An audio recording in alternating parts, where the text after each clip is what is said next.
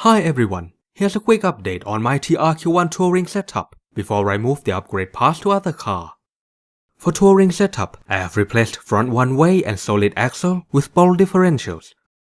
The setup is front tighter than rear. Springs are front hard and rear medium. Motor is brushless, surpass Hobby 7500 kV with Hobby Wing Easy Run 18A ESC powered by 2S LiPo battery. Finally, I have aluminum wheels and threaded tires.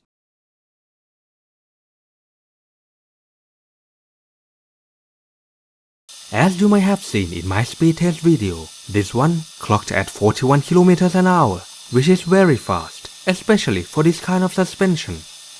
So how does it drive? It drives poorly, to be honest. It doesn't go in straight line easily.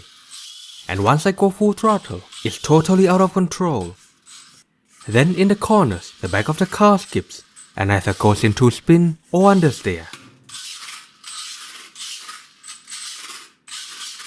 If it is not so fast, then I can drive it pretty easily. So in the end, I can never use full power in this car. The moral of the story is, don't put too much power into a car if you want it to go round corners, especially if the suspension can't take it.